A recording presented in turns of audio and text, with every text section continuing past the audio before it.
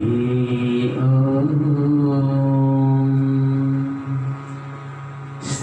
राधा कृष्ण ध्यान नमः। श्री पुराण पुरुषोत्तमाय नमः।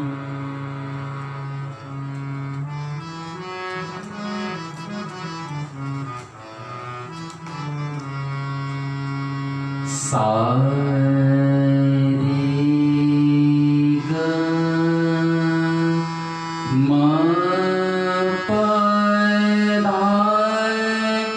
नि सा नि ध प म ग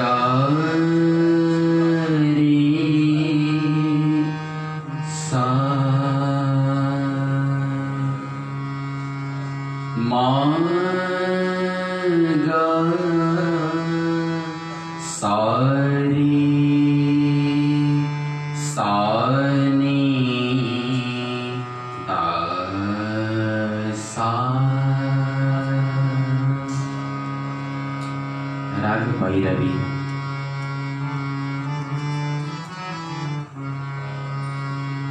सच्चिदानंद रूपाय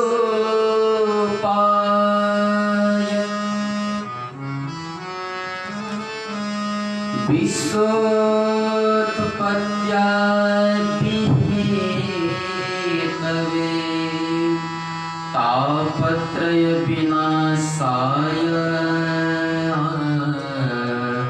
श्री कृष्णाय वयं गंगा तरंग रमणीय जटा कलापम गौरी निरंतर विभु शीतल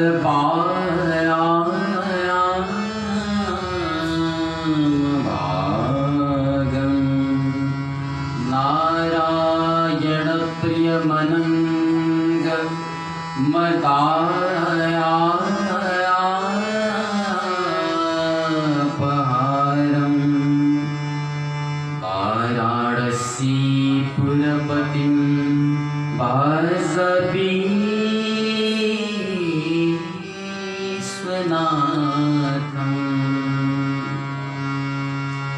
जय जय श्री राधा जय जय नवला किशोर जय गोपी चितचोर प्रभु जय जय माया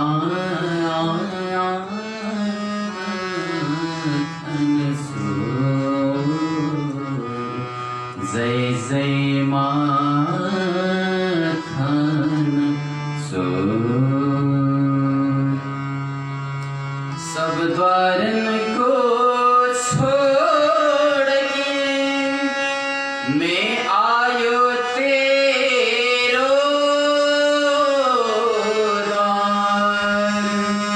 ये वृषभानु की लाडली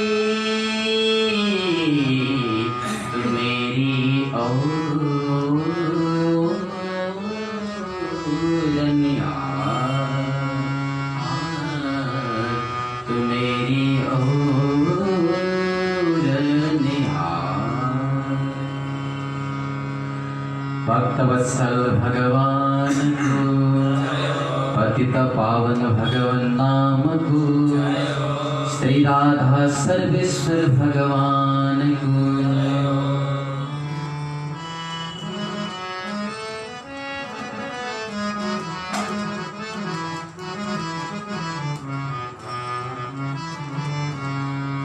जय राधे राधे गोविंद गोविंद गोविंद राधे जय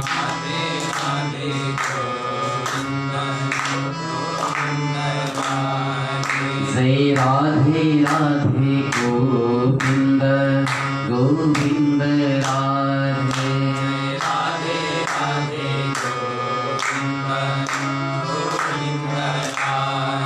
बोलो राधे राधे गोविंद गोविंद राधे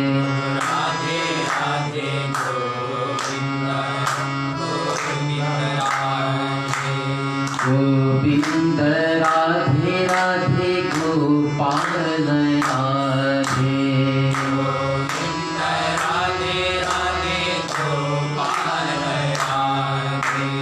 गोविंद राधे राधे गोपाल राधे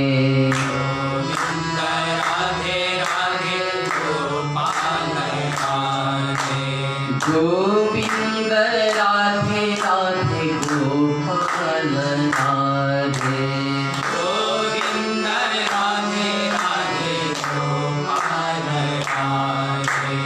गोविंद राधे राधे गोपाल राधे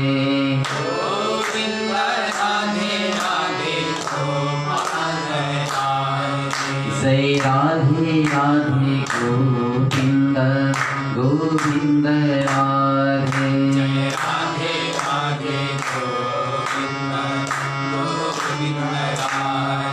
बोलो राधे राधे गोविंद गोविंद राधे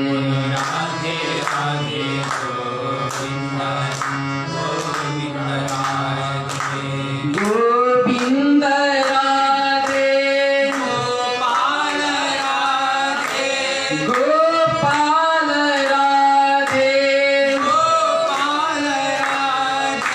गोविंद राधे गोपाल राधे गोविंद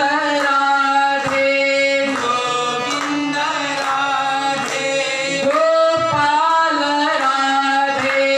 गोपाल राधे गोविंद राधे राधे राधे गोविंद गोविंद राधे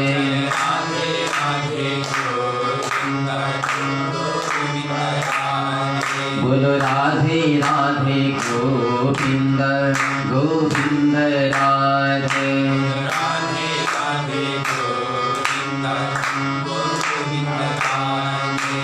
गोविंद राधे राधे गोपाल राधे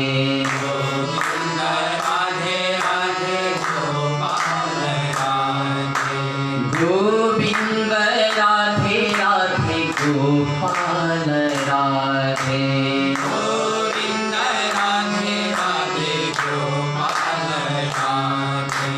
गोविंद राधे राधे गोपाल राधे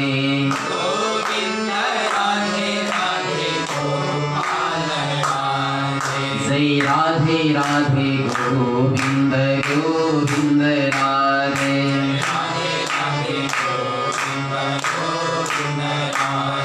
जय राधे राधे गोविंद गोविंद राधे बोलो राधे राधे गोविंद गोविंद राधे जय राधे राधे गोविंद गोविंद राधे जय राधे राधे गोविंद गोविंद राधे गोविंद राधे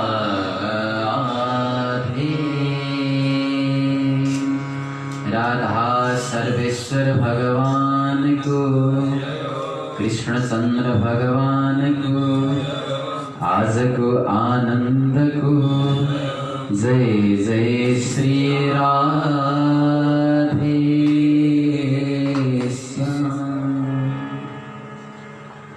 परम मंगलमय परात्पर अखिलेश्वर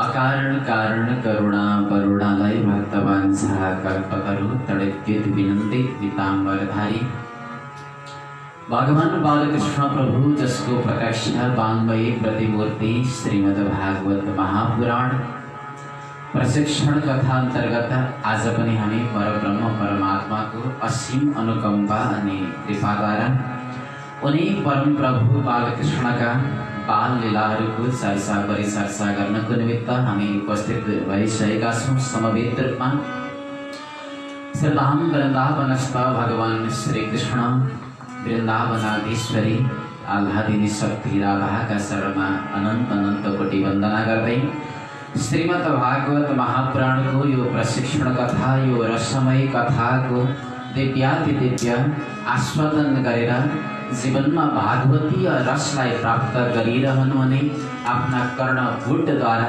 भागवतीय यो कथालाई पान गरिरहनुहुने तमाम भक्त सज्जनहरू यहाँहरू सबैको हृदयमा बस्नुहुने उनै अन्तर्यामी प्रभु श्री कृष्ण प्रभुलाई कोटि कोटि शत शत नमन।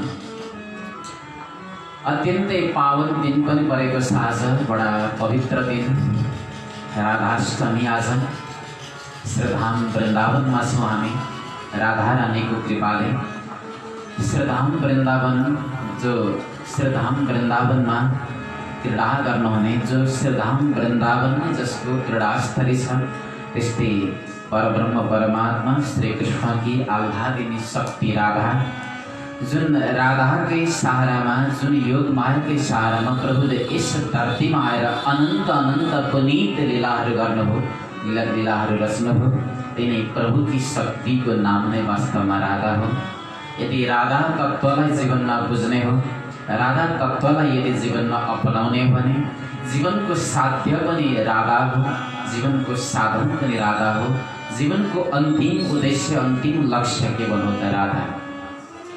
राधा साध्यम साधनम यस्य राधा, मन्त्रो राधा मन्त्रदात्री च राधा, सर्वं राधा जीवनम यस्य राधा, राधा राधा वाचिकम तस्य शेषम।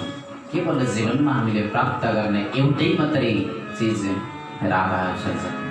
अपार महिमा छ राधा नामको। राधा रानीका शरणार्थी बिन्दमा पुनः साष्टाङ्ग नमन गर्दै राधा रानीलाई स्मरण गर्दै गर्दै आज हामीको यो आजको पनि नवीनतम प्रशिक्षण कथा यहाँहरूको बिचमा आरम्भ गरिरहेका छौँ। हामी महात्म्यका प्रकरणमा रहेर विभिन्न विभिन्न लीलाहरूको कथाहरूको पावन चर्चा गरिरहेका छौँ।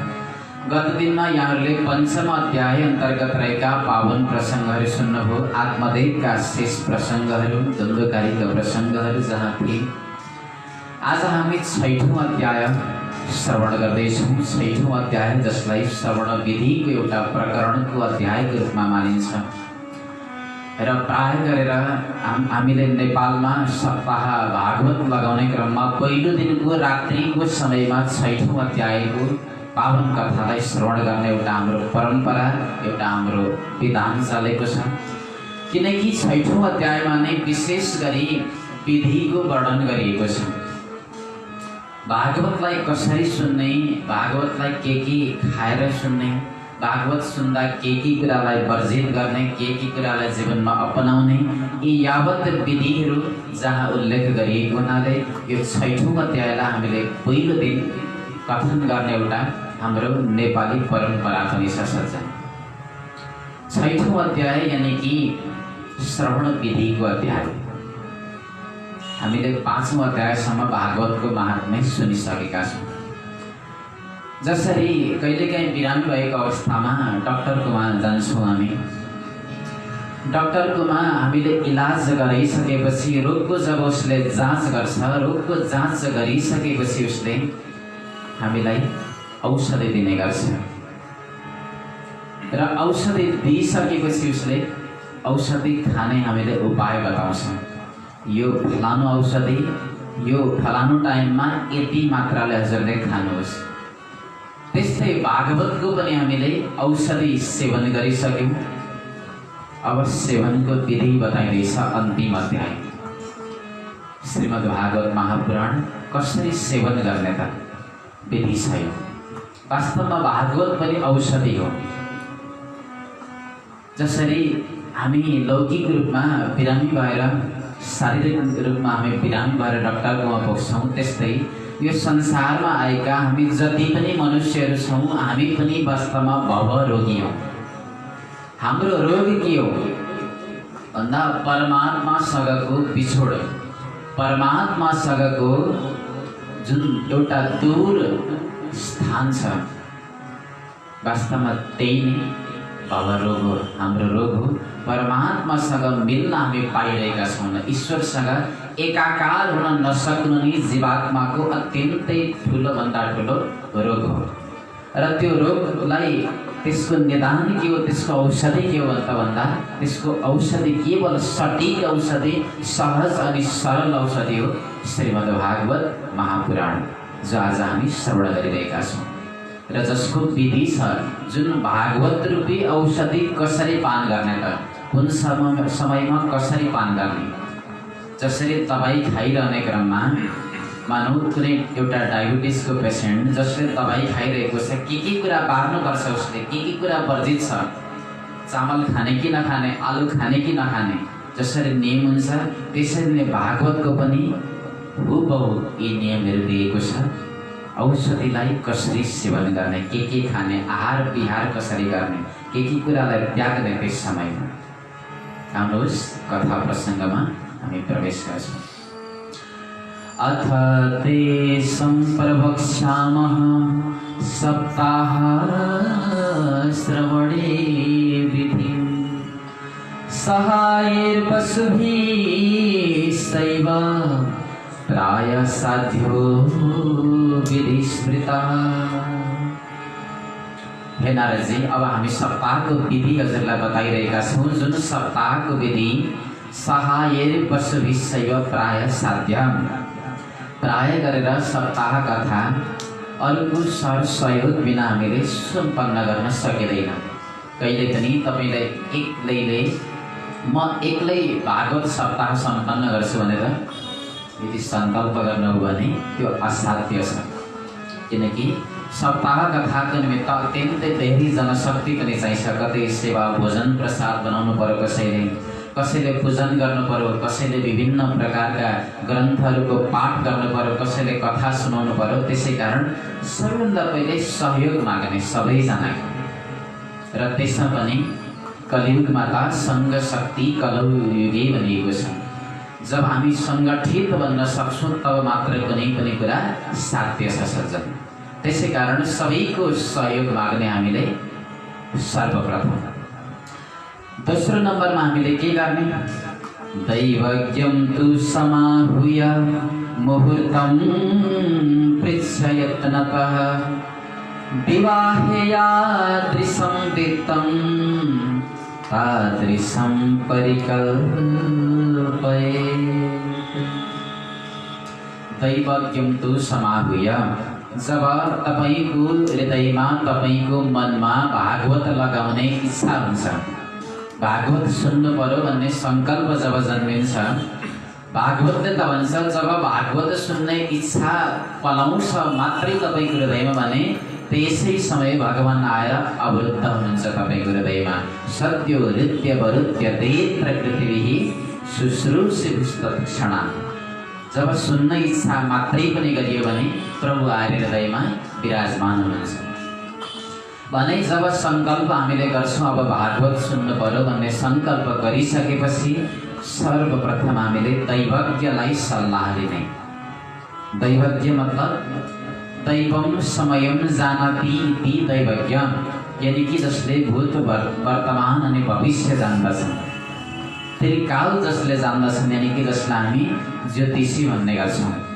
ज्योतिषीमा गएर सर्वप्रथम हामीले के गराउने त भन्दा मुहुर्त देखाउनु अरे। अत्यन्तै सुन्दर मुहुर्त होस् जो हामी भागवत अथाह खर्च गरेर लगाइरहेका छौँ भने हामीले सुन्दर मुहुर्त हेर्नु पनि आवश्यक हुन्छ। किनकि सुन्दर मुहुर्त हामीले हेरेनौँ भने कथा लगाएको पूर्ण फल प्राप्ति हामीलाई प्राप्त हुँदैन। त्यसै कारण मुहूर्तको अत्यन्तै महत्त्व छ। श्रीमद् भागवत महापुराणमा विभिन्न प्रकारका मुहूर्तहरू हुने गर्छन्।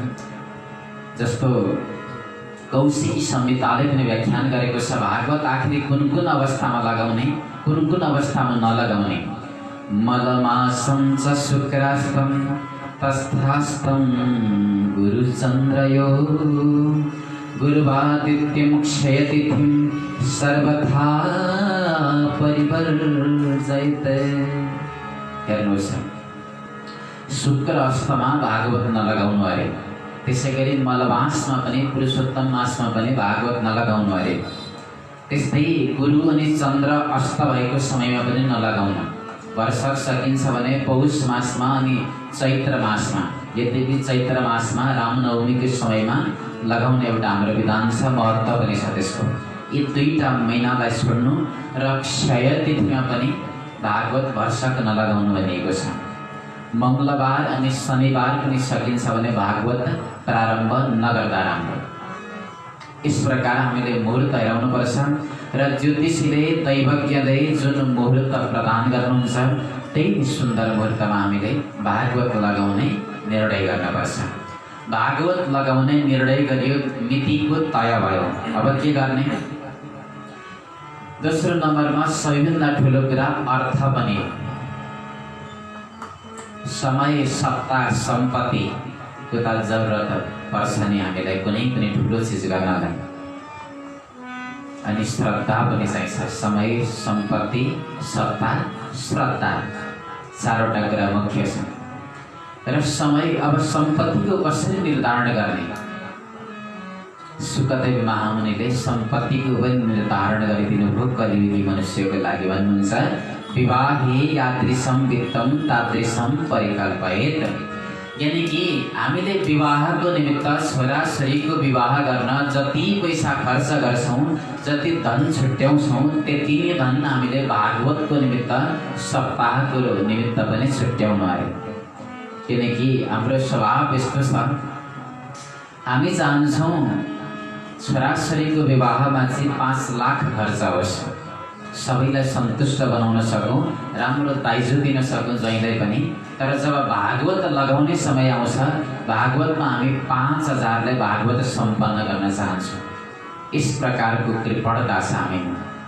प्रभुको निमित्त, ईश्वरको निमित्त, भागवतको निमित्त खर्च गर्न हामी प्राय गरेर थोरै कृपण गर्ने गर्छौँ। कृपणता आउने गर्छ हामीलाई प्रभुको यज्ञको निमित्त।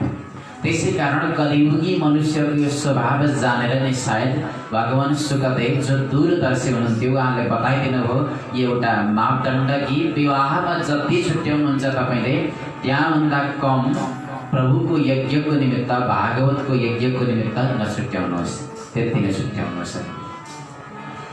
धन पनि हामीले छुट्यायौँ। विभिन्न मासहरू छन्। 12वटा महिनामा कुन कुन महिनामा गर्न र त भन्दा प्राय गरेर सबै महिनामा गर्न सकिन्छ भागवत, चैत्र मास अनि पौष मासलाई छोडेर। अत्यन्तै सुन्दर मासहरू छन् जो कुनै मोक्षका सूचक महिनाहरू पनि छन् र मोक्ष चाहनाले ती विशेष महिनाहरू हेरेर तिथि तय गर्नुपर्छ भागवतको निमित्त। र अब हामीले सबै कुराको तयारी गरिसक्यौँ। अब के गर्ने त भन्दा सबैभन्दा पहिले भागवत लगाउने तयारी गरियो। अब भागवत सुन्ने भक्त पनि त हामीले बोलाउनु पर्यो। भक्त कसरी बोलाउने? देशे देशे तथा सेयं वार्ता प्रेष्या प्रयत्नतः भविष्यति कथा छात्र आगन्तव्यं कुटुम्बिभिः। कति सुन्दर कुरा छ। देश देशमा, गाउँ गाउँमा हामीले भागवत सुन्नको लागि श्रोताहरू बोलाउनु पर्छ। यहाँ कथा भइरहेको छ, पूर्व कथा भइरहेको छ। हजुर तमाम मेरा कुटुम्बहरू र साधु सन्तहरू, वैष्णवजनहरू कथा सुन्नको निमित्त तालिदिनु होला। हजुर कथा सुन्न कस कसलाई बोलाउने त भन्दा विशेष गरी भगवानका भक्तहरूलाई। र भागवतले भनेको छ स्त्रियः शूद्रादयो येष तेषां बोधो यतो भवेत्। विशेष गरी स्त्री वर्ग अनि शूद्र वर्ग जो धर्मबाट, जो प्रभुको भक्तिबाट विमुख छन् त्यस्ता शूद्रहरूलाई, जो नीच कुलका छन् त्यस्ता व्यक्तिहरूलाई त हामीले अझ भागवत सुन्नको लागि खोजी खोजी बनाउनुपर्छ। हामीले कतै जातको भेद गर्न हुँदैन भागवतको सवालमा, किनकि यो ज्ञान यज्ञ हो, प्रभु यज्ञ हो। प्रभु कथा सुन्ने अधिकार त सबैलाई छ। अझ त्यसमा पनि जो भागवत भक्तिबाट विमुख भएका हुन्छन् नीच वर्गहरू, त्यसै कारण विशेष भागवतले यस्ता वर्गलाई जोड दिएको छ सज्जन। यसरी हामीले अब तमाम सबैलाई बोलाइसकेपछि सुन्दर एउटा पत्र पनि लेख्नु अरे। तमाम विधि सिकाइदिएको छ हामीलाई भागवतले। पत्र कसरी लेख्ने? सतां समाजो भविता सप्तरात्रं सुदुर्लभः अपूर्व रसरूपैव कथा छात्रा भविष्यति। सतां समाजो भविता, सज्जनहरूको समाज यहाँ सङ्गठित भइरहेको छ। 7 दिनसम्म 7 रात्रिसम्म भइरहेको छ र यो अपूर्व रस धारा जहाँ प्रवाह भइरहेको छ। हजुरहरू जो कथाका रसिक हुनुहुन्छ, भावुक हुनुहुन्छ, हजुरहरू तमाम भागवत कथा सुन्नको निमित्त आइदिनुहोस्।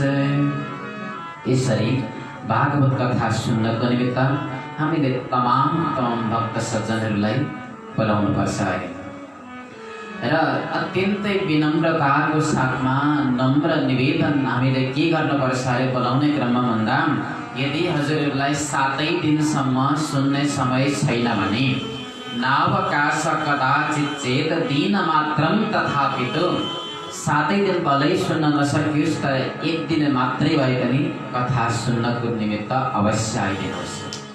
यदि 1 दिन पनि आउन सक्नु हुँदैन 1 घन्टा आइदिनुहोस्। 1 घन्टा पनि सक्नु हुँदैन 1 मुहूर्त आइदिनुहोस्। त्यो पनि सक्नु हुँदैन त केवल 1 क्षणको निमित्त भए पनि आइदिनुहोस् र एउटा भए पनि प्रभु नाम सुनेर गइदिनुहोस्।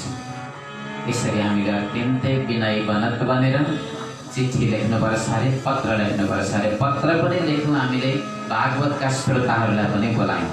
अब के गर्ने? वासस्थानानि कल्पयते, वासस्थानको हामीले कल्पना गर्नु अरे। अब बस्न धेरै सज्जनहरू भक्तहरू त बोलाइयो तर बस्नको निमित्त अब ठाउँ छैन भने थोरै असहज परिस्थिति आउँछ। त्यसै कारण हामीले विशाल पृथ्वी, अत्यन्तै उगारो साँगुरो ठाउँ नहेर्नु अरे। भागवतको निमित्त खुल्ला ठाउँ हेर्नु अरे, जो विश्राम गर्न सक्नुहोस् अत्यन्तै आरामदायी ढङ्गबाट। यसरी विशाल वसुधाको हामीले कल्पना गरिसकेपछि जुन स्थानमा हामीले कथा लगाउने हो त्यस स्थानमा के गर्नु अरे त भन्दा, शोधनं मार्जनं भूमेर लेपनं धातुमण्डनं गृहोपस्करणमुद्रित्य गृहकोणे निवेशयेत्।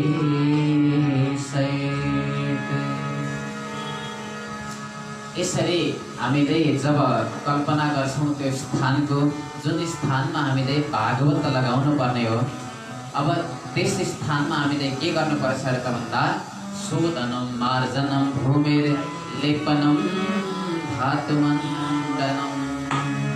जुन स्थानमा भागवत लागिरहेको छ भने त्यस स्थानमा, त्यो पृथ्वीमा अथवा भनौँ त्यो जमिनमा हामीले चाहिँ शोधनं, त्यसलाई पवित्र गर्नु अरे, मार्जनं त्यहाँ बढार्नु अरे र विशेष गरी भूमिर लेपनं, भूमिलाई हामीले लेपन गर्नु अरे। शुद्ध गोबरद्वारा, गाईको गोबरद्वारा जुन लेपन गर्ने हाम्रो विधान छ। किनकि जहाँ गाईको गोबरले लेपित गरिएको हुन्छ, लेपन गरिएको हुन्छ, त्यहाँ नै वास्तवमा हामी यज्ञ गर्ने गर्छौँ। त्यसै स्थानमा हामी यज्ञ स्थान बनाउने यो हाम्रो एउटा पुरानो विधि हो, चलन हो, परम्परा हो। तर आज यो परम्परा बिस्तारै लोप भएर गइरहेको छ। सबै स्थानमा प्राय मार्बल लगाइएको हुन्छ। अब कहाँ लेख्ने, कहाँ गोबर ल्याउने, गोबरको झन्झट कसले गर्ने? बडा सुखिया भएका छौँ आज हामी। 10 तला बिल्डिङमाथि मार्बल जहाँ बिछाइएको हुन्छ त्यस्तो स्थानमा भागवत हुन्छ भने जहाँ गोबरको हामीले परिकल्पना नै गर्न सक्दैनौँ। तर ती हाम्रा सनातन जो पूर्वजहरू थिए, जो ऋषिहरू थिए, कति वैज्ञानिक थिए उनीहरू। त्यो सारा कुरा जान्दथे। आखिर गोबरले त्यो लिप्ने विधान उनीहरूले किन बताइदिए त भन्दा गोबरमा यस्तो एउटा फस्फोरस नाम गरेको तत्त्व हुन्छ जुन तत्त्वको कारणले गर्दा जहाँ हामीले गोबरले लिपिएको त्यस स्थानमा कुनै पनि प्रकारको कीटाणुले प्रवेश गर्न सक्दैन। हेर्नुहोस् कति वैज्ञानिक थियो हाम्रो त्यो पद्धति। तर आज हामी गाईको गोबर भन्ने बित्तिकै गिनाउन थाल्छौँ, छुन मन लाग्दैन हामीलाई। गाईको गोबरमा त अथाह शक्ति छ। आज नासामा रिसर्च गरिरहेका छन्, नासाका स्वयं वैज्ञानिकहरूले गाईमाथि अनि गोबरमाथि। र विश्वमा गाईमाथि सबैभन्दा धेरै रिसर्च गर्ने राष्ट्र भनेको अमेरिका हो। नासाले त्यति धेरै रिसर्च गरिरहेको छ आज गाईमाथि। गोबरमा त्यस्ता त्यस्ता शक्तिहरू उनीहरूले पत्ता लगाएका छन् कि वैज्ञानिकहरू भन्छन् गोबरमा विद्युतीय तरङ्गलाई शोषण गर्नेवाला क्षमता हुन्छ। त्यसै कारण हेर्नुहोस् हामीले दसैँको समयमा घरको दैलामा गोबर टाँस्ने गर्थ्यौँ, जहाँ टिको लगाउने गर्थ्यौँ अथवा बसो भाडा आदि गर्दा पनि हामी दैलामा गोबर टाँस्ने गर्छौँ। कति सनातन एउटा वैज्ञानिक विधान छ यो। विद्युतीय तरङ्गलाई शोषण गर्ने गर्छ गोबरले, यानि कि चट्याङ आदिको विद्युत आदिको हामीलाई डर हुँदैन थियो जसबाट। तर आज घर बनेका छन् मार्बलले, हामीलाई गोबर टाँस्दा असहज हुने गर्छ। शोभा दिएन यो गोबरले, कहाँ मार्बल भएको ठाउँमा हामी गोबर लगाउने। नाक टाँस्ने विधान थियो गोबरमा, त्यो पनि आज हराएर गयो। तर ऋषिहरूले जुन पद्धति बताउनु भएको छ, वास्तवमा तमाम पद्धतिहरू यदि रिसर्च गर्ने हो भने 101 वैज्ञानिकता भेटिन्छ तिनीहरूमा। गाईको गोबरलाई आगोमा जलाउनुहोस्, त्यसलाई खरानी बनाउनुहोस्। जुन खरानी बन्छ त्यसबाट यदि दाँत बलियो भने दाँत दुख्ने समस्या पनि निवारण हुन्छ। मुख गनाउने समस्या छ भने त्यो पनि निवारण हुन्छ। गाईको गोबरमा यति धेरै शक्ति छ। त्यसैले त यो लिप्ने विधान, गाईको गोबरले शुद्ध गर्ने विधान हाम्रा पूर्वज ऋषिहरूले हामीलाई बताइदिएछन्। यसरी लेपन गर्नुपर्छ। सुखदेव भगवान भन्नुहुन्छ त्यो जहाँ भागवत भइरहेको छ त्यस स्थानमा हामीले यस प्रकार लेपन गरिसकेपछि तमाम ती सामग्रीहरूलाई हामीले एकातिर इकट्ठा गर्नुपर्छ। अत्यन्तै सुन्दर आवासको त्यहाँ हामीले परिकल्पना गर्नुपर्छ र सुन्दरभन्दा सुन्दर अब व्यास मण्डपको हामीले रचना गर्नुपर्छ। कर्तव्यो मण्डप कृच्छैः कदली खण्डमण्डितः। केरा आदिका रुखहरू ल्याएर त्यहाँ लगाउनुपर्छ। पञ्चकलश आदिको कल्पना गर्नुपर्छ। पञ्चपल्लव आदिका पातहरू ल्याएर हामीले लगाउनुपर्छ। विभिन्न प्रकारले चन्दुवा आदि लगाएर सजाउनुपर्छ। जति सकिन्छ व्यास मण्डपलाई हामीले सजाउने, प्रभुका ती विभिन्न प्रकारका तस्बिरहरूलाई हामीले व्यास मण्डपमा सजाउन सक्यो भने अझ राम्रो हुन्छ। र यसरी व्यासासनलाई सजाइसकेपछि अब व्यास सुन्दर निर्माण भयो। अब विभिन्न वेदीहरूको पनि हामीले रचना गर्नुपर्छ, निर्माण गर्नुपर्छ। जस्तो सर्वतोभद्रा, षोडश मातृका अनि विभिन्न विभिन्न प्रकारका नवग्रह आदि गरिएका वेदीहरू र तमाम देवताहरूलाई पनि जुन स्थानमा हामीले विराजमान गराउनुपर्छ। सबै देवी देवताहरूलाई लक्ष्मीनारायण भगवानको साथमा जब हामीले विराजमान गराउँछौँ, अब के गर्ने भन्दा हामीले बस्ने कसरी? उदङ्मुखो भवित वक्ता श्रोता वै प्राङ्मुखस्तथा। प्राङ्मुखश्चेत् भवित वक्ता श्रोता चोदङ्मुखस्तथा। यदि वक्ता उत्तरमुख गरेर बस्नुभएको छ भने श्रोताहरू पूर्वमुख गरेर बस्नु अरे, अनि वक्ता पूर्वमुख गरेर बस्नुभएको छ भने श्रोताहरूले उत्तरमुख गरेर बस्नु अरे। अथवा स्थानको त्यो अनुकूलतालाई हेरेर यजमान र वक्ताको बिचको त्यो भागलाई पूर्व स्थान मानेर कतै अनुकूलता मिलाएर हामी जता पनि फर्केर बस्न सकिन्छ। र बस्दाखेरि अत्यन्तै अनुशासित ढङ्गबाट हामीले बस्नुपर्छ। भागवतको मर्यादालाई पालन गरेर बस्नुपर्छ। हामी त भागवत सुन्न जब जान्छौँ, भागवत सुन्न गइसकेपछि हामीले सबैभन्दा पहिले हेर्छौँ अडेस लाग्ने ठाउँ, कहाँ सहज रूपमा बस्न सकिन्छ, कहाँ चाहिँ निद्रा आउला, अनि कहाँ छन् आफ्ना साथी सङ्गीहरू, कहाँ गएर गफ गर्न सकिन्छ त्यस्तो स्थानका हामी कल्पना गर्छौँ। तर भागवत सुन्ने क्रममा यति धेरै नियमहरू बताइएको छ। कौशिकी संहिताले पनि व्याख्यान गरेको छ कसरी बस्ने, कता फर्केर बस्ने, सबैभन्दा पहिले पण्डालमा आउँदा कसलाई प्रणाम गरेर बस्ने, यी यावत नियमहरू बताइएको छ। त्यस्तै देवी भागवत र शिव पुराणको महात्म्यले पनि बताएको छ कसरी कुन तरिकाले सुन्दाखेरि हामीले पूर्ण रूपमा फल पाउन सकिन्छ। हामी त हेर्छौँ कहाँ सहज रूपमा बस्न सकिन्छ। आजकलको समयमा प्राय गरेर सोफा सेट राखिदिएको हुन्छ, कुर्सी राखिदिएको हुन्छ। हामी तल बसेर कथा सुन्न चाहँदैनौँ। हामी जहाँ अग्लो स्थान छ त्यस स्थानमा गएर बस्न चाहन्छौँ। तर शिव पुराणले भनेको छ जो वक्ताको समान आसनमा गएर बस्छ भने ऊ नरकगामी हुन्छ। अत्यन्तै सुन्दर नियम बताइएको छ। ये चतुङ्गासनारूढाः शृण्वन्ति मां कथां नराः भुक्त्वा ते नरकान् सर्वांश ततः काका भवन्ति। शिव पुराणको महात्म्यले भन्छ कि जो वक्ताको समान आसनमा बसेर यदि कथा सुन्छ भने काग योनिमा प्राप्त हुन्छ अरे। अर्को जन्ममा काग बनेर उसले जन्म लिनुपर्छ। यद्यपि रोगीहरूको निमित्त छुट छ। जो दुखी हुनुहुन्छ, जो रोगी हुनुहुन्छ, जो अशक्त हुनुहुन्छ त्यस्ता श्रोतालाई छोडेर अन्य श्रोताहरू जो वक्ताको समानमा अथवा वक्ताभन्दा पनि उच्च आसनमा यदि बस्नुहुन्छ भने त्यसको अनिष्ट फल बताएको छ विभिन्न पुराणहरूले।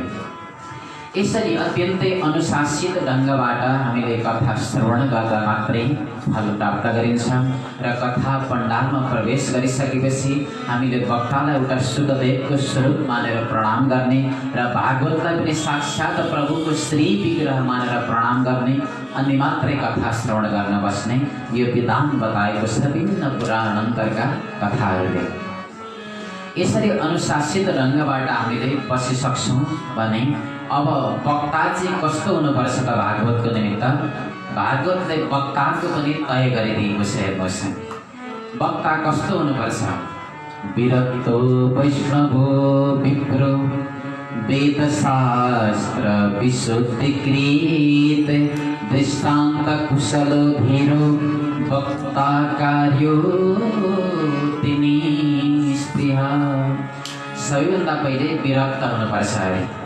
जो संसारको आसक्तिबाट जसको लगाव छुटेको होस् त्यस्तो विरक्त हुनुपर्छ वक्ता। जो वैष्णव हुनुपर्छ, भगवानको परम भक्त हुनुपर्छ, विप्र यानि कि ब्राह्मण हुनुपर्छ। वेदशास्त्र विशुद्धिकृत, वेदशास्त्रलाई पनि शुद्ध गर्नेवाला। कतै कहिलेकाहीँ छाप्ने क्रममा पुस्तकहरूमा गल्ती मन्त्र लेखिएको हुन्छ। यदि वेद मन्त्र पनि गल्ती लेखिएको छ भने यहाँनिर गल्ती छ भनेर त्यसलाई निरक्षरको विवेकद्वारा जसले छुट्याउन सकोस् त्यस्तो वक्ता हुनुपर्छ अरे। अनि दृष्टान्त कुशल, कथाका विभिन्न ती कथाहरूलाई लीलाहरूलाई बुझाउनको लागि सुन्दर सुन्दर दृष्टान्त दिएर चाहिँ बुझाउन सकोस् अरे। त्यस्तो बुझाउन सक्ने धीर वक्ता चाहिन्छ। अनि अति निष्क्रिय हुनुपर्छ, आसक्तिले युक्त भएको वक्ता हुनुहुँदैन अरे। र अनेक धर्ममा दिग्भ्रमित भएको वक्ता पनि नहोस् अरे, पाखण्डी पनि नहोस् अरे। कहिले म वैष्णव हुँ भनेर हिँडेको छ उल्टा पुण्ड्रक लगाएर, कहिले म शैवी हुँ भन्छ त कहिले म अर्कै पथको हुँ भन्छ। इस प्रकार अनेक धर्ममा जो भड्किएको छ, जो स्त्री आसक्त छ भने त्यस्तो प्रकारको वक्ता हामीले तय गर्न हुँदैन अरे। भागवत कथाको निमित्त अत्यन्तै निष्प्रिय दृष्टान्त दिनमा कुशल वक्ता अनि विद्वान त्यस्तो वक्तालाई हामीले तय गर्नुपर्छ। वक्तुपार्श्वे सहायार्थम् अन्यः स्थाप्यस तथा विदः। र वक्ताको निकटमा एकजना त्यस्तै विद्वान गुरुजीलाई हामीले राख्नुपर्छ जसले भागवतको वाङ्मय बाणीलाई पाठ गरेर सुनाउनुहुन्छ, जो संशयको चेताउनुसारै जसले आएका विभिन्न शङ्काहरूलाई निवारण गरिदिन सक्नुहोस् त्यस्तो विद्वान गुरु हामीले पाठ गर्नको निमित्त छुट्याउनु अरे। अनि हामीले अब कथा शुभारम्भ गऱ्यौँ। कथा शुभारम्भ गरिसकेपछि कथामा कुनै पनि प्रकारको बिचमा गएर विघ्न विपत्ति आइ नपरोस् भन्नको निमित्त हामीले गणपतिको पनि पूजन गर्नु अरे। र कथामा पनि ब्राह्मण देवतालाई एकजनालाई गणेशको रूपमा हामीले स्थापना गर्नु अरे।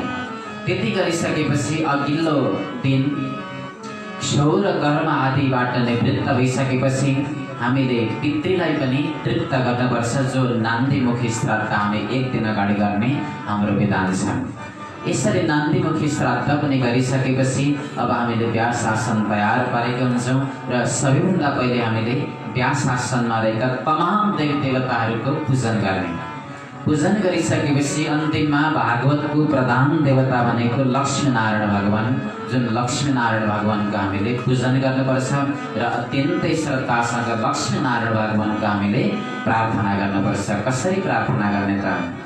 संसार सागरे मग्नं दीनमां करुणानिधे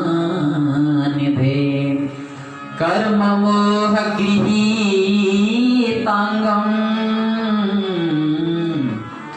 मामुद्धर भवार्णवात्।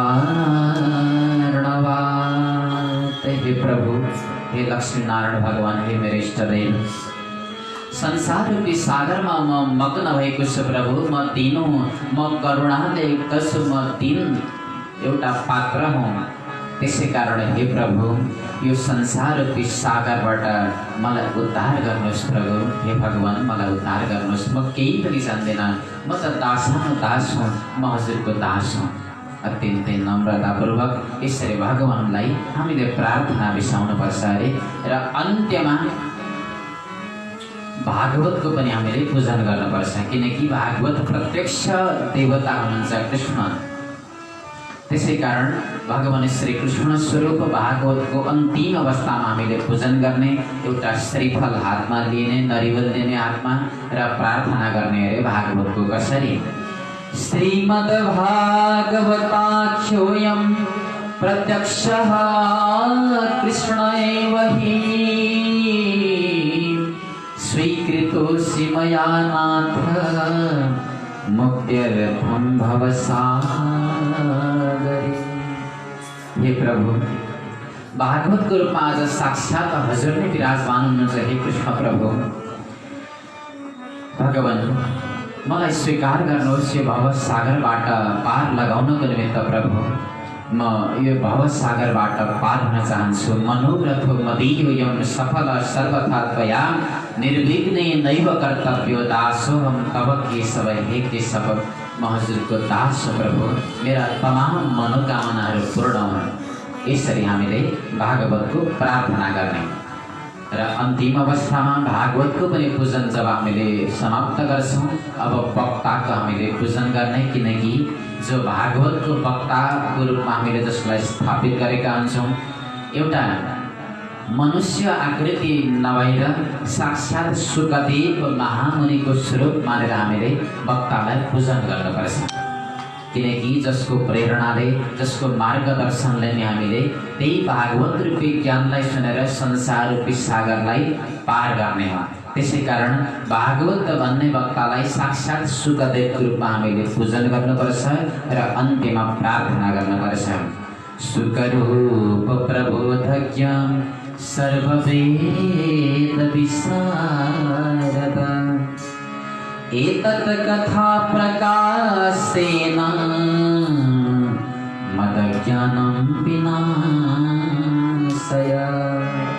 हे प्रभु, साक्षात् शुकदेवको रूपमा आज मेरो अगाडि विराजमान हुनुहुन्छ। हजुर सर्वशास्त्र विशारद हुनुहुन्छ। यो कथाको प्रकाशद्वारा मेरो अज्ञानलाई नष्ट गरिदिनुहोस्। हे भगवान, हे शुकदेव महामुनि, हजुरलाई प्रणाम छ। यसरी वक्ताको पनि हामीले पूजन गरिसकेपछि अब कथाको निमित्त हामीले 5 जना ब्राह्मण देवतालाई वर्णित गर्नुपर्छ र ती 5 जना ब्राह्मणहरूलाई पनि वर्ण गरेर हामीले कसैलाई द्वादशाक्षरी मन्त्र जप्न दिने, कसैलाई रुद्राष्टाध्यायी पढ्न दिने, त कसैले सप्तशतीको पाठ, कसैले वेदध्वनि गर्नुहुन्छ। यसरी सबै ब्राह्मण देवताहरूले कुनै न कुनै वर्णित रूपमा कुनै न कुनै ग्रन्थको यसरी पाठ गराउनुपर्छ भने अब कर्ताले दत्त चित्त बनेर कथा सुन्नको निमित्त बस्नुपर्छ। कथा सुन्न कसरी बस्ने त भागवतले हामीलाई निर्देश गरेको छ। लोक वित्त धनागार पुत्र चिन्ताम्ब्युतस्य च कथा चित्तः शुद्धमती सलभेत् फलमोत्तमम्। अति सुन्दर कुरा छ। लोक वित्त धनागार पुत्र चिन्ताम्बितस्य कथा सुन्न बस्दा के छोड्ने अरे त भन्दा संसारलाई बिर्सिने, आफ्नो धन सम्पत्तिलाई बिर्सिने, आफ्नो घरलाई बिर्सिने, आफ्नो पत्नीलाई बिर्सिने, आफ्नो पतिलाई बिर्सिने, छोराछोरीलाई बिर्सिने र यति कुरा बिर्सेर कथामा शुद्ध मति लगाएर यदि हामीले कथा सुन्यौँ भने सलभेत् फलमोत्तमम्, उसले चाहिँ अत्यन्तै धेरै श्रीमद् भागवत कथा श्रवण गरेको फल प्राप्त गर्छ अरे। भागवत सुनेको फल हामी कथा कसरी सुन्छौँ त भन्दा जुन घरलाई बिर्सिनु अनि आफ्नो गृहस्थलाई बिर्सिनु, छोराछोरीलाई बिर्सिनु, पशु पक्षीलाई बिर्सिनु आफ्ना कथा सुन्ने समयमा भागवतका निर्देश दियो। तर हामी के गर्छौँ? कथा सुन्न बसेको छ अनि सहपाठ त्यस्तै पऱ्यो भने त्यस्तै हुन्छन् गफ। यता गुरुजीको कथा चलिरहेको छ, आफ्नो घरको कथा चलिरहेको छ। मैले त बिस्कुट सुकाएर आएकी थिएँ, वो सुकै भयो होला, चराले खाइदियो होला, के भयो होला, धान काट्नुपर्ने बितेर गइरहेको छ। हाम्रो यता उपपुराण चलिरहेको हुन्छ, उता पुराण चलिरहेको हुन्छ र कदाचित कथा सुन्न बस्यो भने पनि यति मिठो निद्रा आउँछ। यी सारा कुराहरूलाई घर गृहस्थलाई बिर्सेर कथा सुन्नु भन्नु भागवतले हामी सारा चिजलाई बिर्सिन्छौँ तर कथा चाहिँ सुन्दैनौँ। के गर्छौँ त भन्दा खराटा लगाउँछौँ। बिर्सिन चाहिँ बिर्सेको हुन्छ किनकि निद्रा आएपछि सारा कुरा बिर्सिन्छ। निद्रा देवी पुगिरहेको हुन्छ, कथा चलिरहेको हुन्छ, सबै थोक बिर्सिन्छ भागवतले भने जस्तै। तर फरक यति हो कि मान्छे भागवतमा आउँदैन, निद्रामा आउँछ। तर यी कुरालाई हामीले छोडेर कथा सुन्नु भनिएको छ। अब सूर्योदयदेखि लिएर सूर्यास्तसम्म कथा सुन्नुपर्ने विधान भागवतले व्याख्यान गरेको छ र बिचमा मध्याह्न घटिका 2 घडीसम्म हामीले कथा विश्राम पनि गर्नु अरे अनि विश्रामको समयमा लघु आहार गर्नु अरे। भागवत सुन्दा के खाने, कसरी गर्ने आहार, यो पनि भागवतले निर्देश गरेको छ। यदि सकिन्छ भने त 7 दिनसम्म हामीले भोकै बसेर कथा सुन्नु अरे। कलियुगमा सम्भव छैन त्यो कुरा। यदि सकिँदैन भने के गर्नु अरे त भन्दा घृतपानं पयपानं कृत्वा वैश्रवयात् सुखम। 7 दिनसम्म घिउ पान गरेर हामी कथा सुन्नु अरे। अब कलियुगी मनुष्यहरूलाई यदि घिउ पान गरेर कथा सुन्न हामीले आज्ञा दियौँ भने कर्ताको पहिलो दिन राम नाम सत्य हुन्छ, फेरि कथा कसले सुन्छ?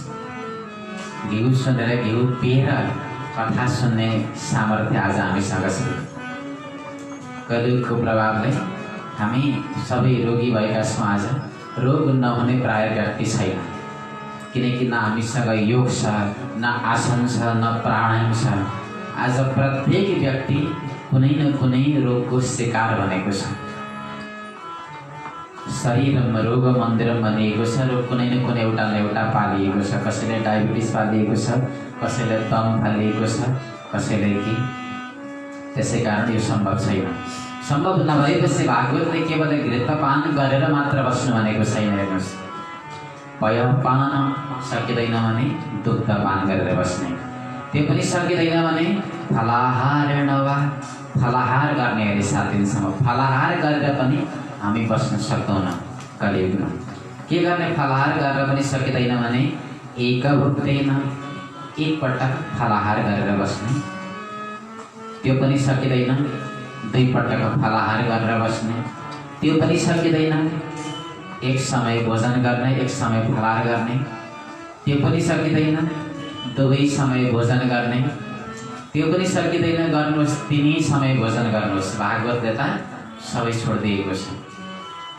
भोजनं तु परं मन्ये कथा श्रवणकारकम्। भोजनं तु परं मन्ये, भोजन पनि श्रेष्ठ छ अरे, तर कथामा विघ्न आउनु भएन। हामीले यति धेरै खाइदियौँ कि खाने बित्तिकै निद्रा आउन लाग्यो भने कथा कसरी सुन्न सकिएला।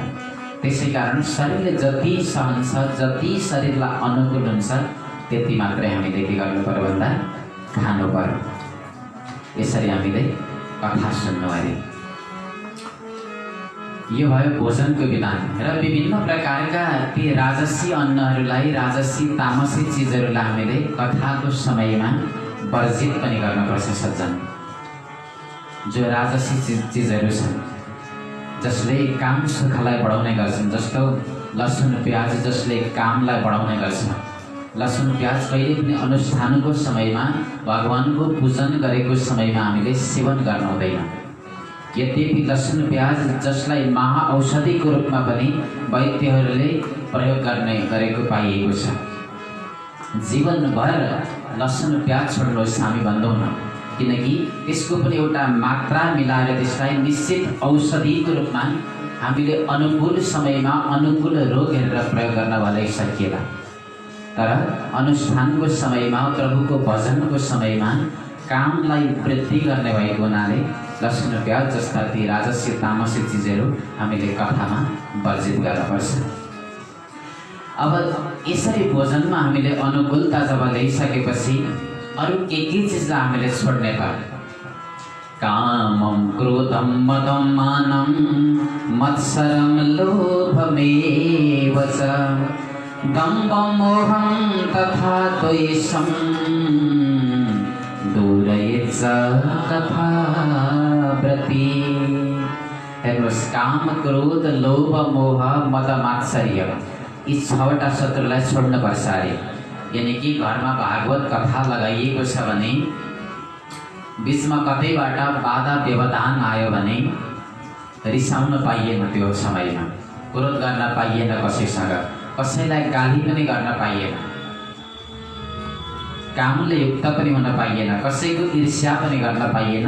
मन बिल्कुल पवित्र, पानी जस्तो पवित्र बनाउनु पर्यो 7 दिनसम्म। अनि कसैको निन्दा पनि नगर्नु अरे, अधम व्यक्तिसँग वार्तालाप पनि नगर्नु अरे। दरिद्र, क्षयरोगी, जो निर्भाग्यवाला छन् त्यस्ता व्यक्तिले कथा खोजी सुन्नु अरे। त्यस्तै कथा कस्ता कस्ता व्यक्तिले विशेष सुन्ने। अपुष्पाकाकवन्द्यास वन्द्यायास मृतार्भका स्रवतगर्भा सया नारी तया श्राव्या प्रयत्नतः। यस्ता प्रकारका स्त्रीहरूले विशेष कथा सुन्नु अरे, जसको रजोधर्म हुँदैन, जसको सन्तान भएर सन्तान बाँच्दैन, बार बार सन्तान मर्ने गर्छ, जसको एउटै मात्रै सन्तान भएर सन्तान भएको छैन, जो बन्द्या नारी छन्, जसको गर्भस्राव हुने गर्छ बच्चा नजन्मिकन भने, यस्ता प्रकारका नारीहरूले विशेष कथा सुन्दाखेरि भागवत भगवानको विशेष कृपा भएर उनीहरू सन्तानवती हुन्छन्, भागवतले भनेको छ।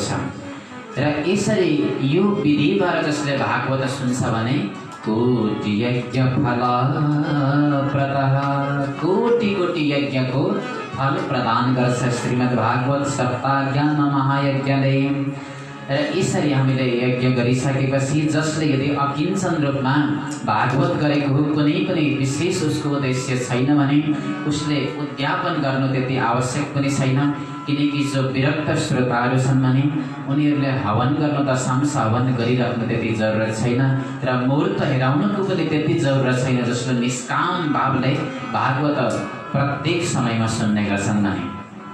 तर जसले नियमपूर्वक सुन्छ भने सारा तमाम नियमहरूलाई उसले पालना गर्नुपर्छ। र अन्त्यमा भागवत कथा सकिसकेपछि प्रसाद अनि तुलसीमाला आदि हामीले तमाम श्रोताहरूलाई बाँड्नुपर्छ। मृदङ्ग ताल ललितम कर्तव्यम कीर्तनम ततः। मृदङ्ग ताल आदिको साथमा हामीले भगवानका अत्यन्तै मीठा मीठा भजनहरू पनि गाउनु अरे। त्यस समयमा अत्यन्तै भगवानका नाम संकीर्तनहरू र अन्त्यमा हामीले 7 दिनको कथा श्रवण गरिसकेपछि 7 दिनसम्म जुन कथा सुनियो त्यसको दशांश हवन गर्नुपर्छ। दशांश हवन कसरी गर्ने भन्दा दशम स्कन्धका प्रत्येक श्लोकहरूद्वारा गर्न सकिन्छ भने, यदि सकिँदैन भने गायत्री मन्त्रद्वारा पनि हवन गर्न सकिन्छ, किनकि गायत्रीको भाष्य भनेको नै भागवत हो। गायत्री भाष्य रूपोत्सव भनिएको छ। गायत्रीको भाष्य नै, गायत्रीको अर्थ नै वास्तवमा भागवत हो। त्यसै कारण सत्यम परम धीमहि मङ्गलाचरणमा नै गायत्री मन्त्रको निर्देश गर्नुभयो महर्षि वेदव्यासले। गायत्री मन्त्रद्वारा पनि दिन सकिन्छ अथवा द्वादशाक्षरी मन्त्र ओम नमो भगवते वासुदेवायद्वारा पनि हामीले हवन गर्न सकिन्छ। अन्त्यमा न्यूनता नरोस् भन्नको लागि विष्णु सहस्रनामको पनि हामीले पाठ गराउनुपर्छ। र विष्णु सहस्रनामको पाठ गराइयो भने रहेका कमीहरू पनि पूर्ण भएर जान्छन् र ब्राह्मणहरूलाई अन्त्यमा हामीले विपुल सन्तुष्ट बनाएर दक्षिणा दिनुपर्छ। र सुवर्ण यदि सकिन्छ भने हिरण्य सुन आदिको पनि दान गर्नु अरे। सकिन्छ भने एउटा सुन्दर सुनको सिंहासन बनाएर त्यसमा भागवत राखेर दान दिन सक्यो भने अझै त्यसको वर्णन, त्यसको महात्म्य अक्षय छ। जे सकिन्छ त्यही आफ्नो यथार्थ सामर्थ्य अनुसार हामीले विपुल दक्षिणा ब्राह्मणलाई प्रदान गर्नुपर्छ। यसरी यदि भागवतको उद्यापन हामी गर्छौँ भने धर्म काम अर्थ मोक्षाणम साधनम स्यान्न संशयः। धर्म अर्थ काम मोक्ष चतुर्विधै पुरुषार्थहरूलाई हामीले प्राप्त गर्छौँ, यसमा कुनै प्रकारको संशय छैन। यसरी आज भागवतको व्याख्यान भइरहेको थियो। भागवतको महात्म्यको आज कथन सनकादि कुमारहरूले गरिरहँदा तमाम श्रोताहरूले पनि सुनिराख्नु भएको थियो। वन्दन गर्नुभयो, सबैले आज प्रभुको स्तुति गर्नुभयो। जब कथा समाप्त भइरहेको थियो नारदजी पनि अत्यन्तै प्रसन्न बन्नुभयो, आह्लादित बन्नुभयो, आनन्दित बन्नुभयो। दुवै हात जोडेर कृतज्ञता प्रकट गर्नुभयो। धन्योऽस्म्यनुगृहीतोऽस्मि भवद्भिः करुणापरैः अद्य मे भगवान् लब्धा सर्वपापहरो हरिः। अति सुन्दर कुरा बताउनुहुन्छ नारद। म आज धन्य धन्य भएको छु, म अनुग्रहित बनेको छु। धन्योऽस्मि अनुग्रहीतोऽस्मि अहम ब्रह्मास्मि।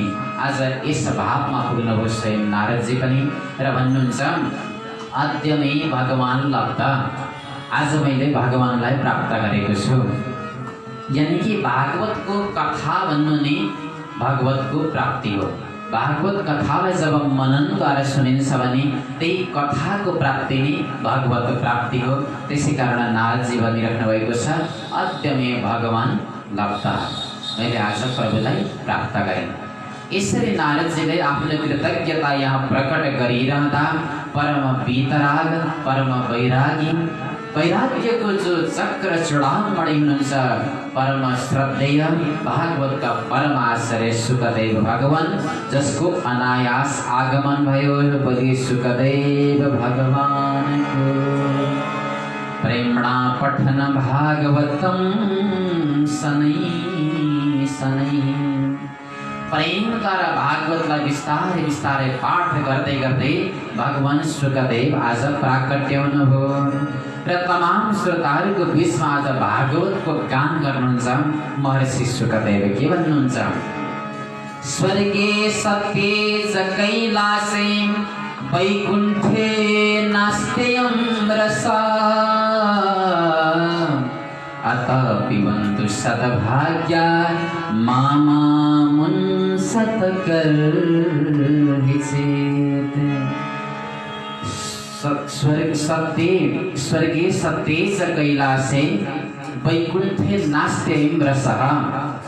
भागवत रस भनेको कस्तो रे त भन्दा जो स्वर्गमा पनि छैन, जो कैलाशमा पनि छैन, जो वैकुण्ठमा पनि छैन, यस्तो रस हो श्रीमद् भागवत महापुराण। त्यसै कारण अतः पिबन्तु सद्भाग्या, हे सद्भाग्यमानी, हे सद्भाग्यमानीहरू, अतः पिबन्तु, त्यसै कारणले यो कथालाई पान गर्नुहोस्, बार बार पान गर्नुहोस्।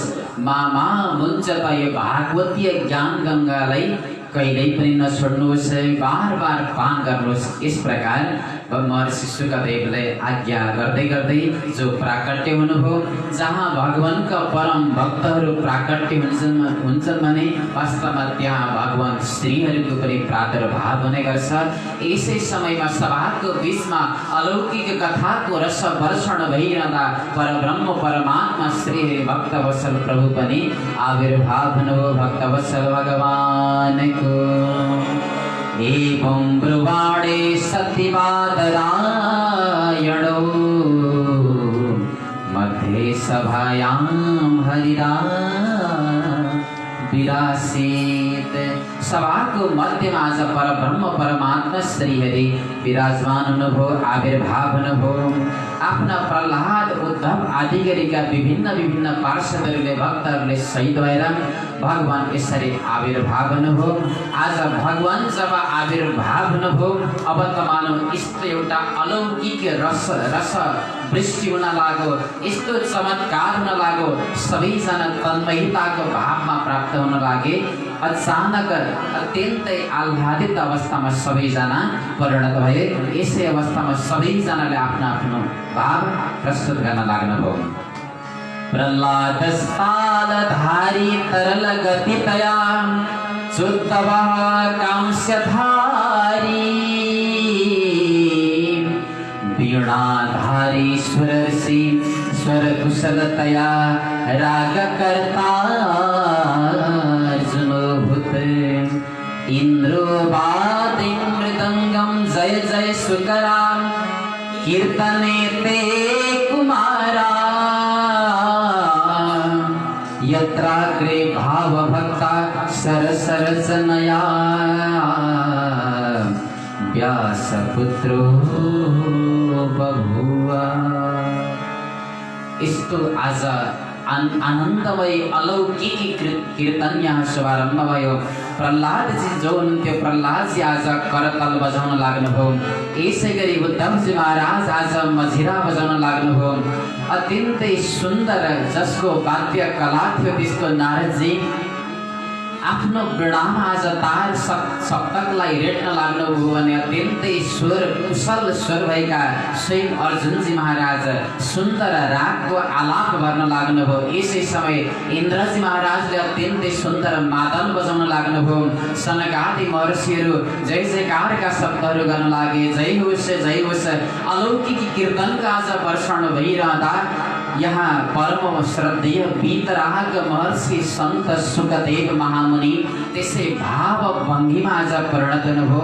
अलौकिक कीर्तन रसमय आज कीर्तनको धारा, सङ्गीतको अलौकिक धारा जहाँ बगिरहेको थियो, शुकदेव जो परम वीतराग भएर पनि जो आज भाव भङ्गीमा जसले आज नृत्य गर्न लाग्नुभयो सज्जन, यस्तो एउटा अलौकिक वर्षण भइरहेको छ आज सङ्गीतको, नाम सङ्कीर्तनको।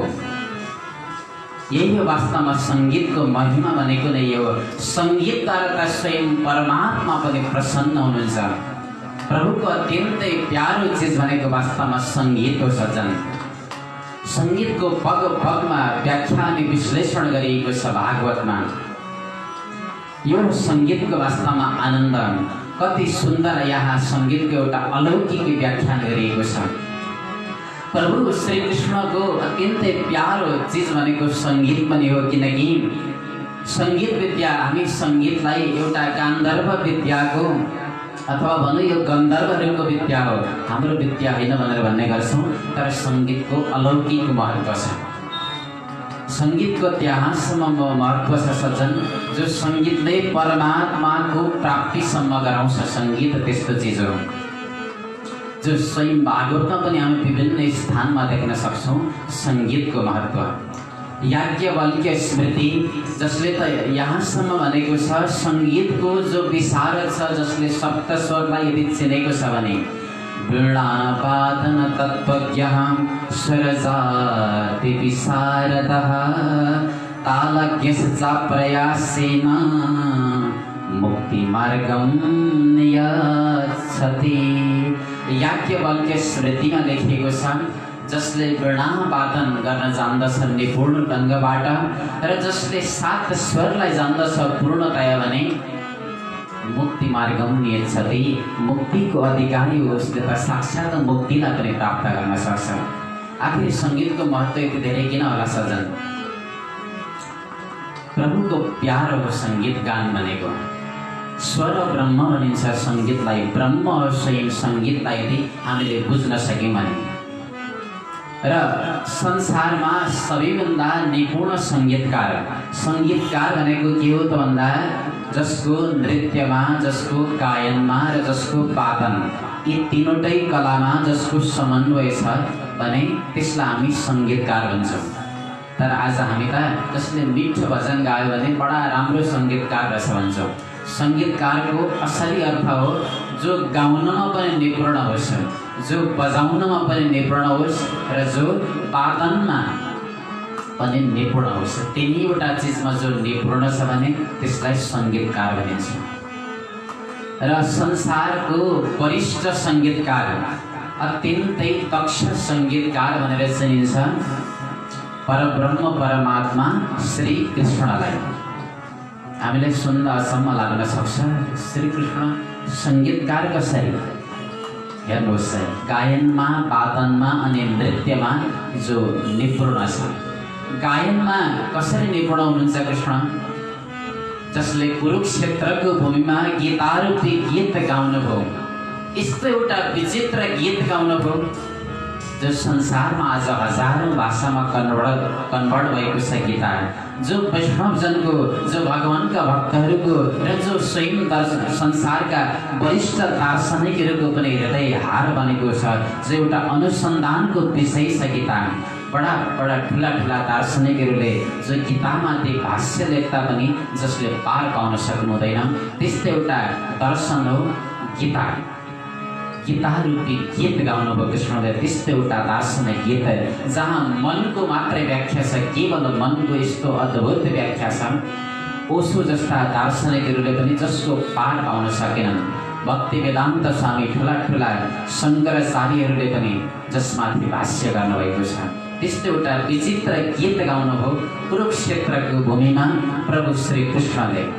त्यसै कारण गाउनमा निपुण हुनुहुन्छ कृष्ण। दोस्रो कुरा बजाउने कुरामा पनि कृष्ण निपुण हुनुहुन्छ। किनकि बाँसुरीको धुन कृष्णले यस्तो बजाउनु भयो, यस्तो विचित्र, यस्तो अलौकिक बंशीको धुन।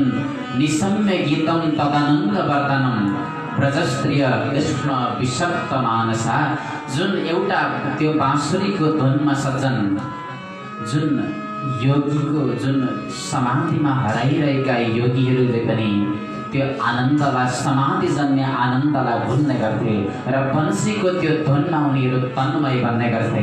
ब्रजका स्त्रीहरू, ब्रजङ्गनाहरूको मनलाई प्रभुले बाँसुरीको एउटा त्यो मिठो कलरव धुनमा आकर्षण गर्नुहुन्थ्यो, मानव मनले कृष्णले चोर्ने गर्नुहुन्थ्यो।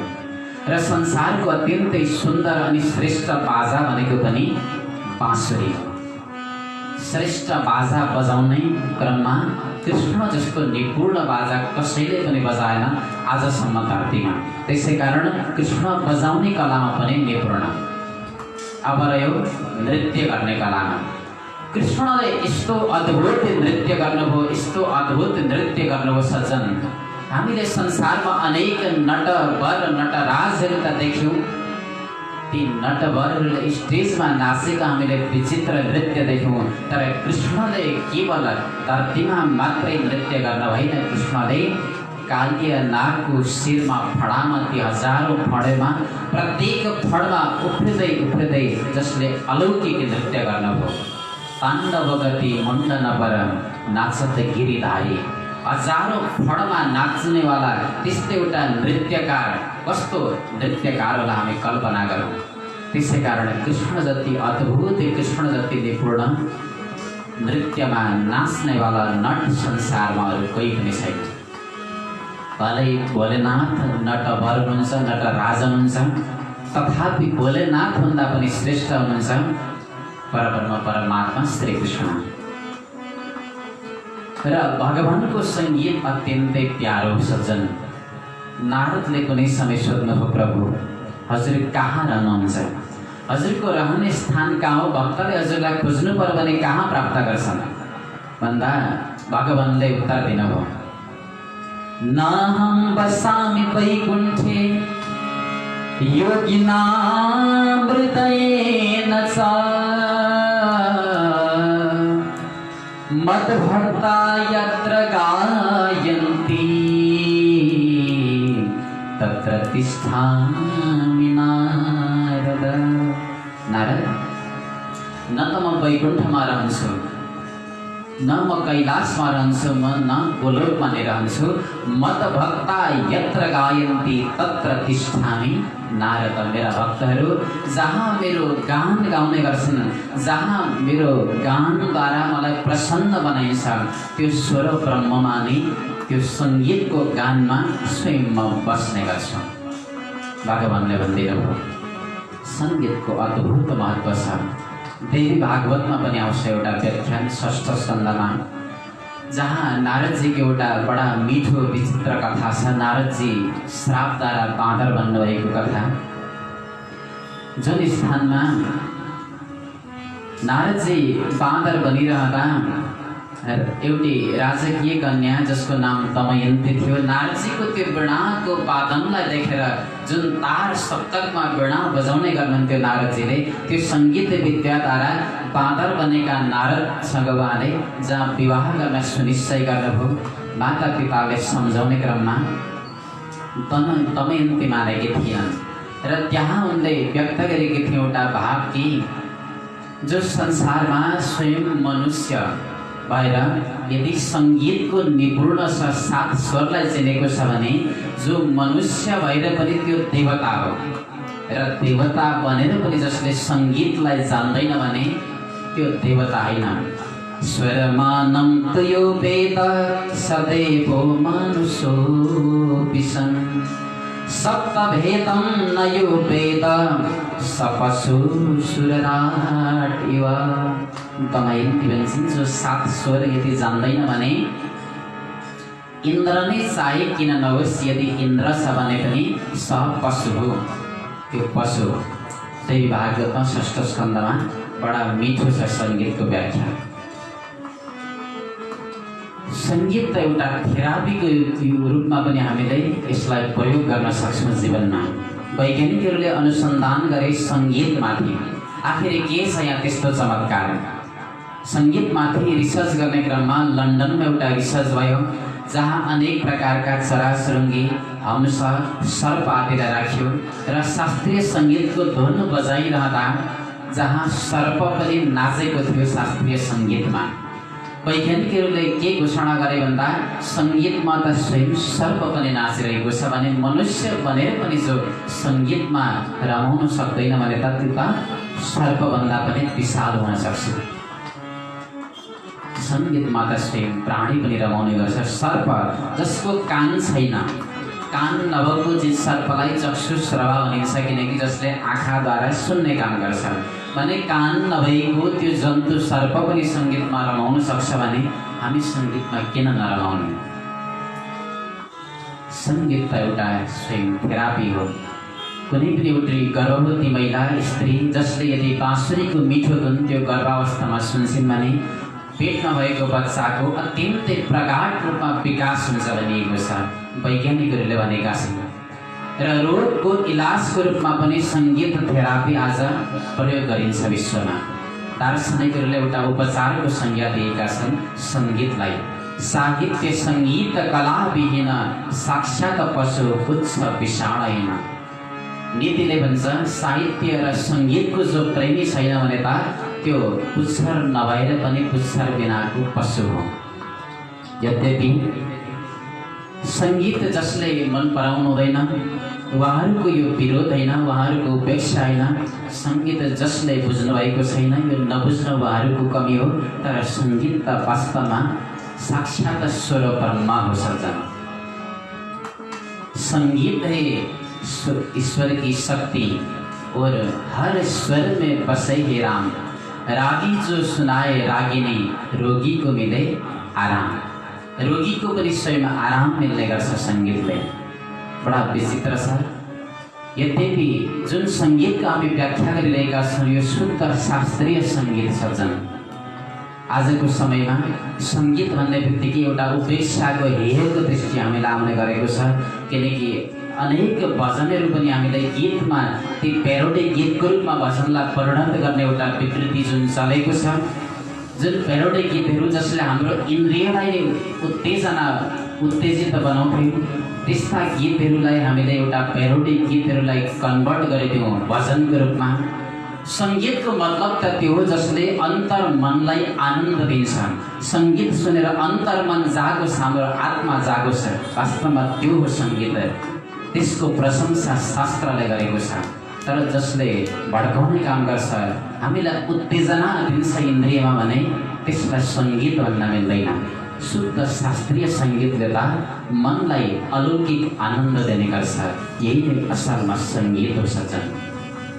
सङ्गीत विद्याको अभूतपूर्ण महत्त्व छ। विभिन्न रागहरू छन् जो समय समयमा गाउने रागहरू।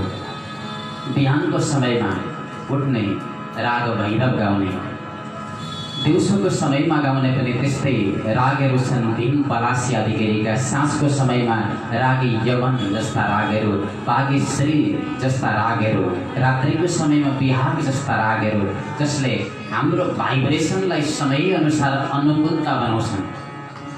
सुन्दर छ सङ्गीतको महत्त्व। र ब्रह्माजीको मुखबाट प्रकट भएका ती सात स्वरहरू, सारेगमा आदि 7 स्वरहरू अभूतपूर्ण महत्त्व छ सङ्गीतको। आज सङ्गीतले नै अत्यन्तै प्रभु पनि प्रसन्न हुनुभयो। यति प्रसन्न हुनुभयो भगवान्, त्यो अलौकिक एउटा आनन्द ब्रह्मलाई देखेर भगवान्ले भन्नुभयो वर माग्नुहोस्। अब मत्तो परम भाव प्रीतात् प्रणुध्वं। मबाट वरदान माग्नुहोस्। के वरदान माग्नुहुन्छ? म प्रसन्न भएको छु। यस अवस्थामा नारदजीले भन्नुभयो प्रभु वरदानको रूपमा म एउटै वरदान माग्छु हजुरसँग। रेविष्टया भाव्यमिति प्रयत्नार्थ। केवल एउटै मेरो वरदान छ कि जहाँ जहाँ आइन्दादेखि उपरान्त भागवतका कथाहरू हुने गर्छन्, हजुरका कथाहरू हुने गर्छन्, त्यस स्थानमा हजुर स्वयं गइदिनुहोस् र विराजमान भइदिनुहोस्। हे ईश्वर, म यही वरदान माग्छु। भगवान्ले तथास्तु भनिदिनुभयो र परब्रह्म परमात्मा श्रीहरि पनि यहाँबाट अन्तर्धान हुनुभयो। भक्ति ज्ञान वैराग्य पनि अत्यन्तै पुष्टतालाई प्राप्त गरे, जो वैष्णवहरूको हृदयमा प्रवेश गरे। शौनकादि 88,000 ऋषिहरूले एउटा पावन जिज्ञासा पुनः गर्नुभयो। गुरुदेव, हामी जान्न चाहन्छौँ आखिर यो भागवतको अपूर्व रसकथा हजुरले जुन सुनाउनु भयो यो कुन कुन कालखण्डमा कसले सुनाउनु भएको थियो? सुकेनोक्तं कदा राज्ञी गोकर्णेन कदा पुनः सुरर्षये कदा ब्रह्मैसे सिन्धि मे संशयं त्वमं। सुखदेव महामुनि जसले परीक्षितलाई यो कथा कहिले सुनाउनु भयो, महाराज गोकर्णले ग्रामवासीलाई यो कथा कहिले सुनाउनु भएको थियो, त्यसै गरी सनकादि कुमारहरूले यो कथा कहिले नारदजीलाई सुनाउनु भयो। सुत पौराणिक भन्नुहुन्छ हे ऋषियों, आकृष्ण निर्गमा 30 वर्षाधिक गते कलौ परब्रह्म परमात्मा श्री कृष्ण जब यस धरतीलाई छोडेर जानुभयो, जसको 30 वर्ष पछाडि परीक्षितलाई सुखदेव महामुनिले यो कथा श्रवण गराउनु भएको थियो भने परीक्षितले सुनेको 200 वर्ष पछाडि यही नै कथा गोकर्णजी महाराजले आफ्ना तमाम गामवासी सज्जनहरूको साथमा धुन्धुकारीलाई सुनाउनु भएको थियो भने यसको पनि 30 वर्ष पछाडि यही कथा ब्रह्मकुमारहरूले, ब्रह्माजीका मानस पुत्रहरूले नारदजीलाई यही कथा बद्री विशालमा सुनाउनुभयो। कलौ भागवती वार्ता भवरोग विनाशिनी। त्यसैले कलियुगमा भागवत कथा भनेको भवरोगको विनाश गर्नेवाला छ। हे ऋषियों, कुनै पनि तीर्थमा जानुपर्ने आवश्यकता छैन। जसले भागवत सप्ताह कथा यदि सुन्छ भने उसले सप्ताह कथाबाट तमाम फल उसले प्राप्त गर्छ जीवनमा। स्वपुरुषमभिवेक्ष्य पाशहस्तं वदति यमखिल तस्य कर्णमूले परिहर भगवते कथासु मत्तान् प्रभुरः मन्ये नृणां न वैष्णवानाम्। स्वपुरुषमभिवेक्ष्य पाशहस्तं, यमराजले आफ्ना ती जो अनुचरहरू, आफ्ना नोकरहरू जसले हातमा पास लिएका हुन्छन्, यमका दूतहरू, उनीहरूलाई देखेर भन्ने गर्नुहुन्छ अरे जो भगवानका कथाहरूमा, जो भागवतीय कथामा रमाउने गर्छन् त्यस्ता जनलाई, त्यस्ता सज्जनलाई कहिले पनि तिमीहरूले नल्याउनु। ल्याउनु त केवल तिमीहरूले जो कथाबाट विमुख छन्, जसले भागवतको कथा कहिल्यै पनि सुन्दैनन् भने त्यस्ता व्यक्तिलाई तिमीहरूले खोजी खोजी लिएर आउनु। असारे संसारे विषय विषसङ्ग कुलधिया क्षणार्धं क्षेमार्थं पिबत सुखगाथा तुलसुधाम्।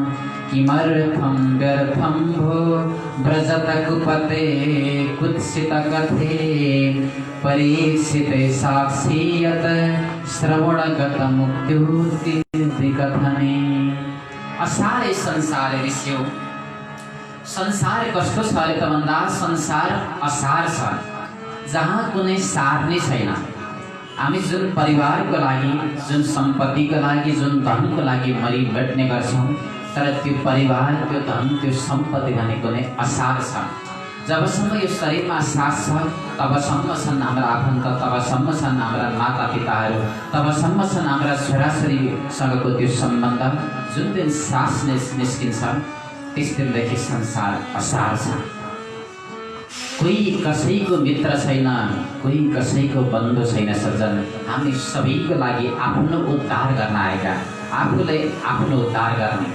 त्यसैले त्यो गीताले भनेको छ उद्धरेत आत्मनात्मानं नात्मानं अवसादयेत आत्मैव ह्यात्मनो बन्धुः आत्मैव रिपुरात्मनः। तपाईको शत्रु पनि स्वयं तपाई हो, तपाईको मित्र पनि स्वयं तपाई हो। यदि उद्धार गर्नुहुन्छ त तपाईले आफूले आफ्नै उद्धार गर्ने हो। गीताले यो दार्शनिक सन्देश दिएको छ हामीलाई। त्यसैकारण संसारका असार छ। सुर पर मुनि सब की हरिति स्वार्थ लाग करै सब प्रीति। चाहे त्यो देवतामा होस्, चाहे ऋषिहरूमा होस्, चाहे त्यो मनुष्यमा होस्, सबैले प्रेम गर्ने गर्छन् एक अर्कालाई। अरे किन त भन्दा स्वार्थ लाग, स्वार्थको निमित्त प्रेम गर्ने गरिन्छ संसारमा। त्यसैले संसार असार छ। यस्तो असार रूपी संसारमा आएका हामीले भागवत कथा श्रवण गरेर यो अनित्य, यो क्षणभङ्गुर जीवनलाई अवश्यमेव चरितार्थ गर्नै पर्छ। एतां यो नियततया शृणोति भक्त्या यस्यैनं कथयति शुद्ध वैष्णवाग्रे तौ सम्यग् विधिकरणात् फलं लभेते यथार्थं न हि भुवने किमप्य साध्यम्। जो अत्यन्तै श्रद्धापनत बनेर यो महात्म्यको प्रकरणलाई यदि सुन्छ अनि सुनाउँछ र कसैले वैष्णवजनको अगाडि शुद्ध श्रद्धावनत भएर कथन गर्छ भने उनीहरू पनि तमाम श्रीमद् भागवतले दिएको फल प्राप्त गर्छन् र परब्रह्म परमात्माको उनीहरूमाथि कृपा हुन्छ, जसले भागवत अत्यन्तै श्रद्धासँग यदि श्रवण गर्छन् भने र उनीहरूको निमित्त संसारमा असाध्य भन्ने चिज केही पनि छैन। यसरी फलश्रुति सहितै विवेचना गरिएको महात्म्यको यो अन्तिम 6औं अध्याय पनि हामीले यथादितम यथामति यहाँहरूको बिचमा विस्तार गर्यौँ। कृष्णचन्द्र भगवानको भक्तवत्सल भगवानको आजको आनन्दको जय जय श्री राधे